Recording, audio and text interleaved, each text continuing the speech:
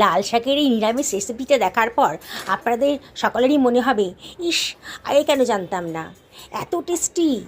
সামান্য লাল শাক দিয়ে যে এত টেস্টি একটা রেসিপি বানানো যায়, আপনারা না দেখলে কিন্তু বিশ্বাসই করতে পারবেন না। আমি এই 500 গ্রাম মতো লাল শাক নিয়ে নিয়েছি, আগে থেকে ভালো করে ধুয়ে নিয়েছি, তারপরে বোটার অংশটা কেটে বাদ দিয়ে দিলাম। আমি লাল শাকটাকে লম্বা লম্বা করেই কেটে নেব, মানে একটু বড় বড় সাইজ করেই কেটে নিচ্ছি। দেখুন ভিডিওতে আমি যেমন দেখাচ্ছি, খুব একটা ছোটো সাইজ করলাম না। আমি এই লাল শাকটাকে 3 ভাগে ভাগ করে নিচ্ছি। বন্ধুরা, লাল শাকের নানা রেসিপি তো খেয়েছেন, আপনারা আজকে এই রেসিপিটা করে খান। খেয়ে কিন্তু আপনাদের সকলের মনে হবে সত্যি অসাধারণ। নিরামিষের দিনে এই রেসিপিটা যখন বানাবেন, হাফ প্লেটের ভাত কিন্তু এটা দিয়ে খাওয়া হয়ে যাবে। আমি 2খানা আলু নিয়ে নিয়েছি, আলুগুলো আগে থেকে ধুয়ে নিয়েছি, আলুর খোসা দুটো ছাড়িয়ে নিচ্ছি। ওটাকে আমি ডুমু ডুমু করে কেটে নিচ্ছি। আমি প্রথমে 2টো আলু কেটে নিলাম। এবার একটা বেগুন কেটে নিচ্ছি। বেগুনটা বেশ বড় সাইজের, আমার বেগুনটা পুরোটা লাগবে না, আমি অর্ধেক অংশ নিয়ে নিচ্ছি আর অর্ধেকটা সরিয়ে রাখছি। দেখুন বেগুনটাকে আমি ডুমু ডুমু করে কেটে নিলাম।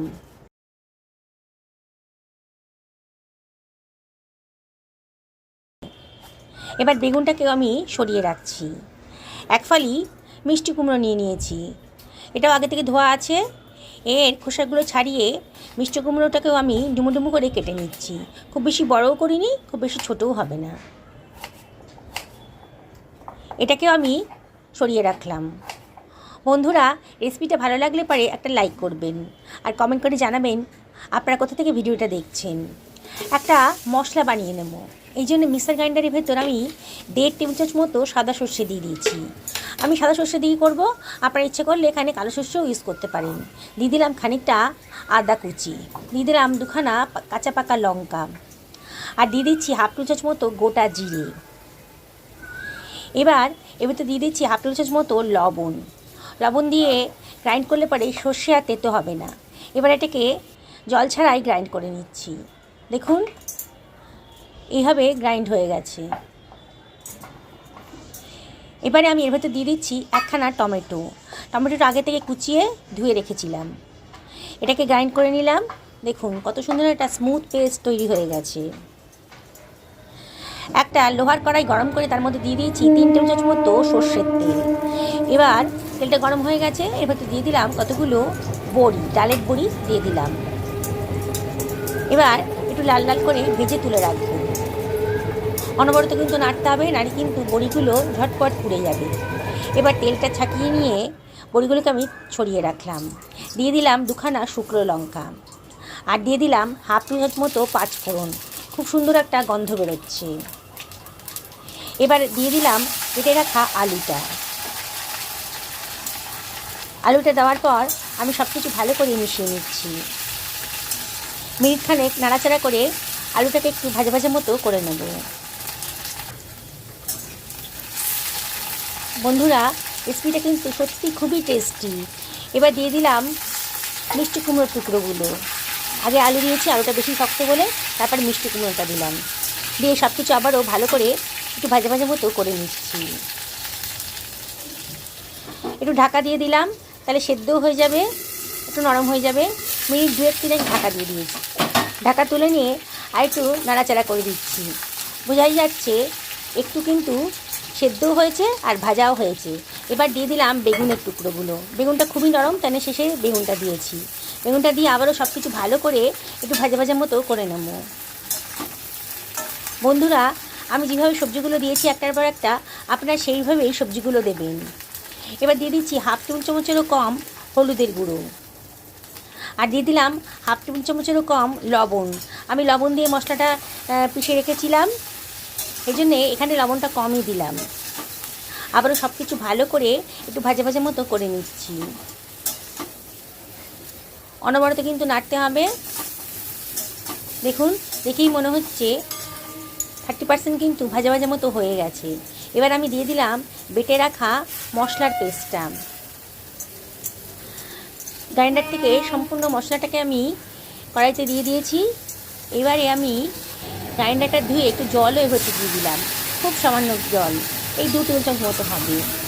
দিয়ে আবারও সব কিছু ভালো করে মিশিয়ে নিচ্ছি।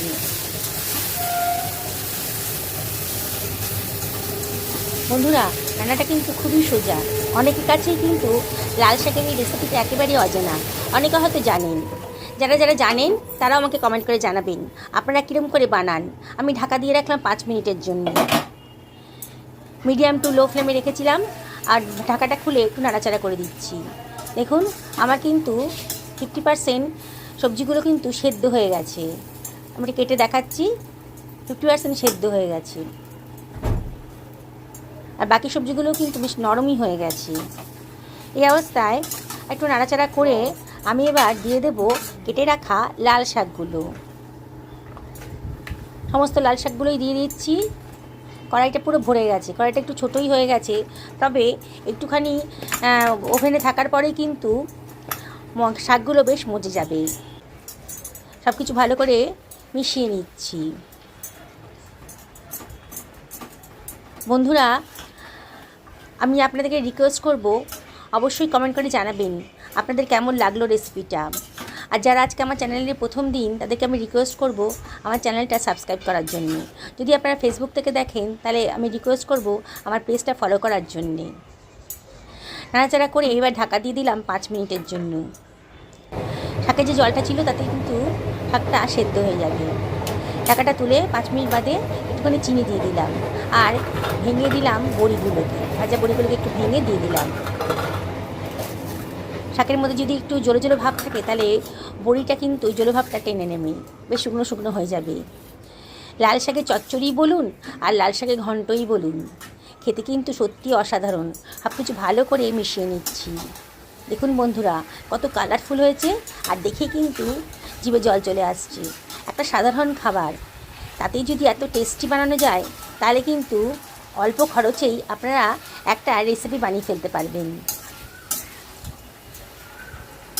দেখুন বন্ধুরা, কত সুন্দর দেখতে লাগছে। আমি আপনাদেরকে আবারও রিকোয়েস্ট করব, একদিন অন্তত এভাবেই বানান। এখন কিন্তু বাজারে প্রচুর লাল শাক উঠেছে, আমার কিন্তু হয়ে গেছে রান্নাটা। দেখুন বন্ধুরা, কত সুন্দর দেখতে লাগছে, অসাধারণ দেখতে লাগছে আর খেতেও কিন্তু সত্যি অসাধারণ হয়েছে। আর যা যা উপকরণ ব্যবহার করেছি সকলেই আপনাদের বাড়িতে থাকে। খুব সামান্য উপকরণ দিয়ে এত সুন্দর টেস্টি একটা রেসিপি তৈরি হয়ে গেল। দেখুন বন্ধুরা, কত সুন্দর দেখতে লাগছে।